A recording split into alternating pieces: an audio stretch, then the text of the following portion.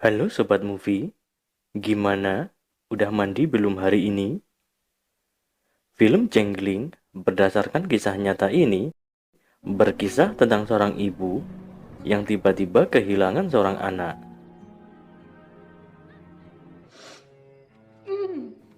Akan tetapi malah dimasukkan ke rumah sakit jiwa yang nyatanya dihadapkan dengan polisi korup dan pembunuh berantai yang beneran gila. Oke, let's start.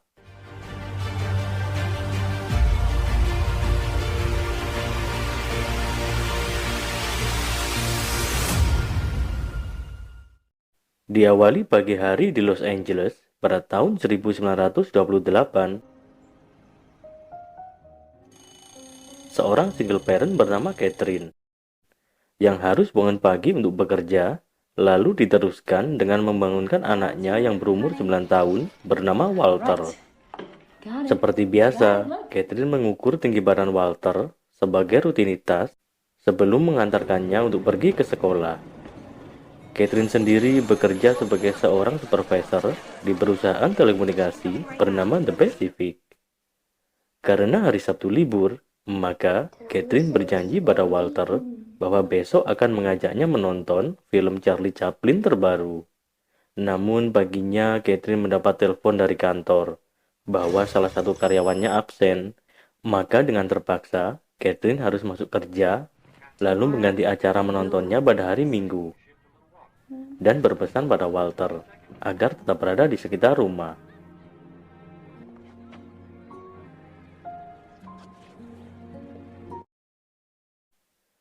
Sorenya saat pulang, Walter sudah tidak berada di rumah, dan para tetangga juga tidak ada yang tahu. Hingga menjelang petang, akhirnya Catherine melapor ke pihak kepolisian. Namun laporan akan diproses bila menghilang lebih dari 24 jam.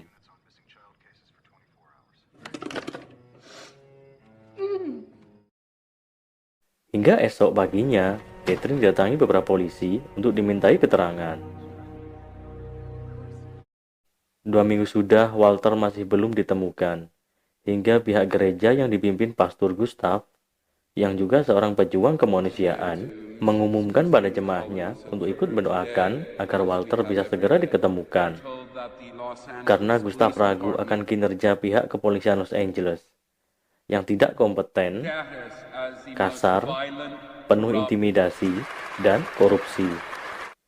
Kalau ini mah di negeri Wegwellen udah biasa. Najis. 5 bulan berlalu. Di sebuah bar daerah Illinois, ada seseorang yang belum membayar makanannya. Karena beralasan dompetnya tertinggal, maka pemilik bar mengancam akan melaporkannya ke polisi. Dan orang itu berjanji akan kembali dalam 10 menit dengan ditinggalkan anaknya sebagai jaminan. Ternyata hingga petang, orang itu tidak kembali, maka pemilik bar melapor ke pihak kepolisian. Beberapa hari kemudian, saat Catherine sedang bekerja, tiba-tiba ada beberapa polisi datang yang dipimpin oleh Kapten Jones untuk memberitahu bahwa anaknya telah ditemukan dan masih hidup. He's alive, Mrs. Scott. He's safe. Selanjutnya, Jones mengajak Catherine ke stasiun untuk menjemput Walter, yang saat ini sedang dalam perjalanan dari Illinois. Diikuti dengan para jurnalis yang akan meliput momen bahagia ini. Akan tetapi betapa terkejutnya Catherine bahwa yang dilihatnya bukan anaknya, dan menganggap ini adalah kesalahan. Lalu Jones menanyakan nama serta tempat tinggalnya, dan semua dijawab dengan benar sesuai alamat Catherine. Jones tetap meyakinkan bahwa itu adalah anaknya, karena jika terjadi kesalahan, maka jurnalis yang berada di sana akan memuat berita buruk dan merusak citra kepolisian. Jones pun bersumpah bahwa itu adalah benar-benar anaknya, dan beralasan seorang anak kecil akan mengalami perubahan selama beberapa bulan. Catherine yang masih bimbang akhirnya bersedia mengakui sebagai anaknya, dan kepala kepolisian pun bangga dengan kinerja anak buahnya. Setelah berada di rumah, anak ini mulai memperlihatkan bahwa dia adalah Walter palsu. Dengan mulai berani bicara kasar, burung emprit yang sudah disunat, padahal Walter yang asli belum disunat. Dan saat diukur, tinggi badannya lebih pendek 2 inci dari penanda yang ada di tembok. Makanya minum susu jahe, tubuh tuh ke atas, bukan ke bawah. Iklan. Maka yakinlah Catherine bahwa ini benar-benar bukan anaknya.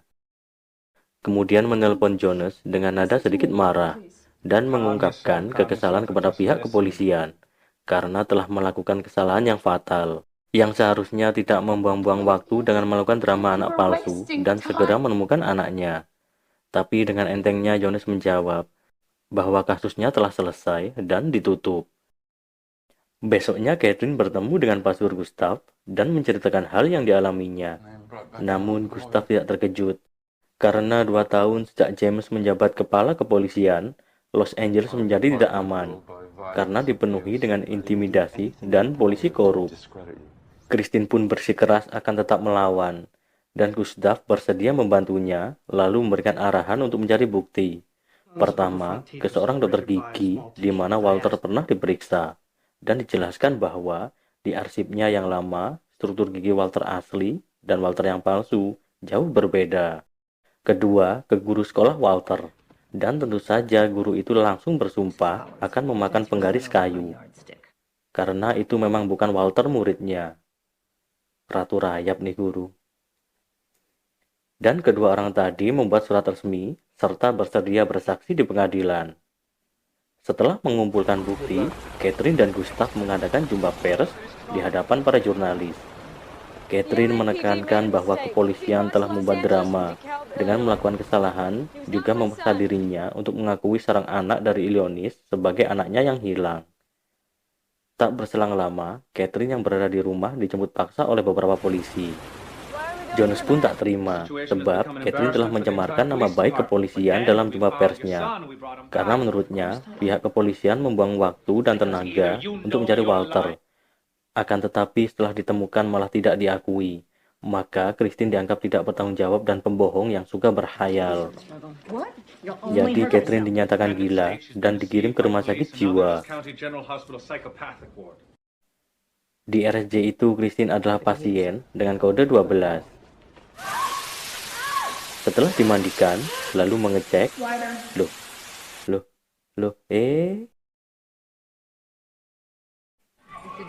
dan resmilah Christine jadi penghuni tempat tersebut.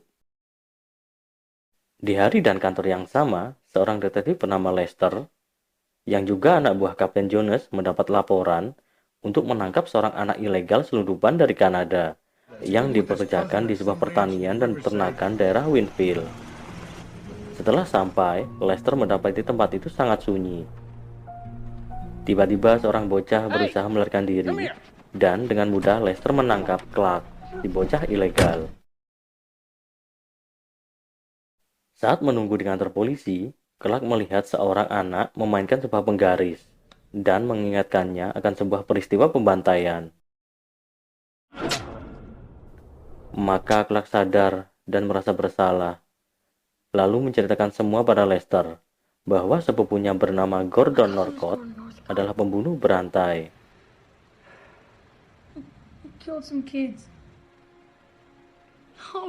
Clark bersumpah bahwa dia hanya dijadikan umpan agar para korban mau untuk naik ke dalam mobil yang terkadang bisa mendapatkan 2-3 anak dalam sekali jalan. Setelahnya para korban akan dimasukkan ke kandang ayam sebelum dibantai dengan kejam.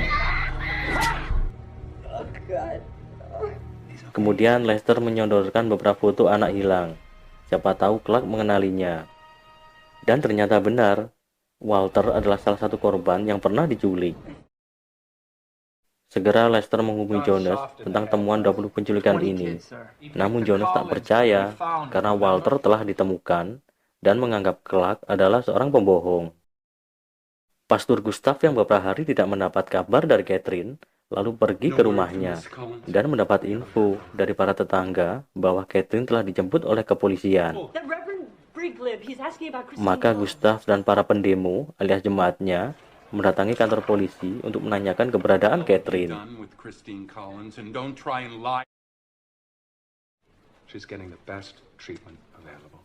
Berpindah ke RSJ, saat sedang sarapan, Catherine didekati seorang pasien bernama Carol untuk memberitahu bahwa dia tidak gila dan sama-sama masuk RSJ dengan kode 12 dan masih ada beberapa orang dengan kode yang sama dimasukkan di tempat tersebut. Lalu Carol menjelaskan, kode 12 adalah korban dari kebiadaban pihak polisi untuk menutupi kebusukan di dalamnya, agar korban dianggap gila sehingga apapun yang diungkap ke publik adalah omong kosong. Istilah kerennya sih dikriminalisasi. Susah amat. Lalu setelah makan, para pasien disuruh mengantri untuk diberi obat penenang. Namun Catherine menolak, akan tetapi tetap dipaksa untuk meminumnya. Carol yang merasa kasihan dengan Catherine, lalu menampar sang dokter yang berakibat harus dihukum dengan sengatan listrik sampai pingsan.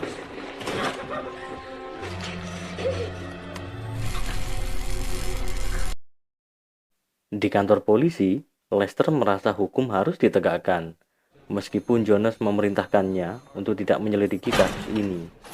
Ini baru polisi jujur. Kemudian mengajak Clark ke peternakan untuk membuktikan pernyataannya. Akan tetapi saat sampai, tempat itu sudah kosong karena Gordon sudah kabur. Clark pun membuktikan dengan menggali tempat di mana mayat para korban dikubur. Lalu ditemukanlah pakaian serta tulang belulang yang membuat ketiga petugas itu terkejut. Clark pun memeluk kaki Lester dengan menangis jadi-jadinya. Gustav akhirnya mendatangi rumah sakit jiwa dengan menunjukkan dokumen dan surat kabar tentang penemuan korban pembunuhan di Wayneville. Setelah keluar, Gustav menceritakan semua kejadian bahwa anaknya adalah salah satu korban. Catherine pun terkejut dan hampir pingsan. Setelah beberapa bulan menjadi buron, akhirnya Gordon ditangkap di Kanada. Bahkan saat dikawal polisi, menurut Gordon ini adalah liburan yang menyenangkan. Emang bener gila nih Pak. Seharusnya dia ini nih yang masuk rumah sakit jiwa. Kemudian suatu pagi, Catherine didatangi Gustav dan seorang pengacara bernama Mr. Han. Mr. Han adalah pengacara terbaik yang sudah beberapa kali memenangkan gugatan atas kota Los Angeles. Mr. Han menawarkan jasanya dengan gratis karena bersimpati atas apa yang menimpanya. Salut dah, gak kayak pengacara di negeri Wek-Wekland. Udah disewa dan dibayar, malah ngajak nikah kliennya. Namun sebelum itu, Catherine meminta tolong untuk membebaskan pasien yang dikriminalisasi oleh polisi di RSJ dengan kode 12.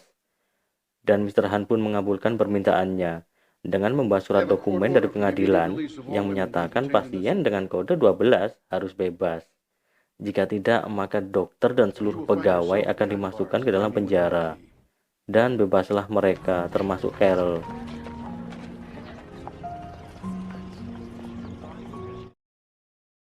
Warga kota yang sudah tidak percaya lagi dengan lembaga kepolisian, maka di hari persidangan bagi kepolisian dan Gordon Norcott dikawal sepenuhnya oleh para penduduk kota. Di hari itu, Catherine datang di pengadilan sebagai pelapor dan menuntut Kapten Jonas atas drama yang dibuatnya. Karena menyanyiakan waktu untuk mencari anaknya yang hilang hingga terjadi pembunuhan oleh Gordon Norcott.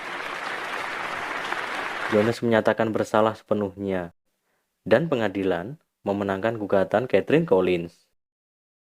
Karena sebenarnya, Walter palsu yang aslinya bernama Arthur telah bertemu dengan ibunya dari Iowa.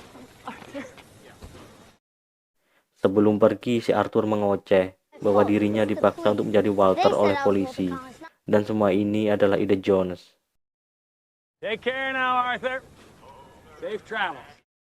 Di hari yang sama setelah memenangkan gugatan atas kepolisian, Catherine menghadiri pengadilan Gordon Norcott, yang dimana dituntut atas pembunuhan tingkat pertama dan dijatuhi hukuman selama 2 tahun di penjara San Quentin, Amerika Serikat, dan setelahnya akan mendapat hukuman gantung.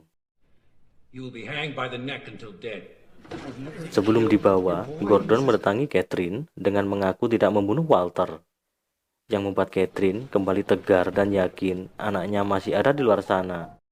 Maka setiap hari Catherine menghubungi kantor polisi untuk menanyakan barangkali ada kabar tentang Walter. 2 tahun berlalu, Catherine menghadiri acara eksekusi gantung Gordon Norcott dan berharap mendapat informasi sebelum kematiannya. Namun Gordon hanya meracau tidak jelas sampai waktu itu tiba.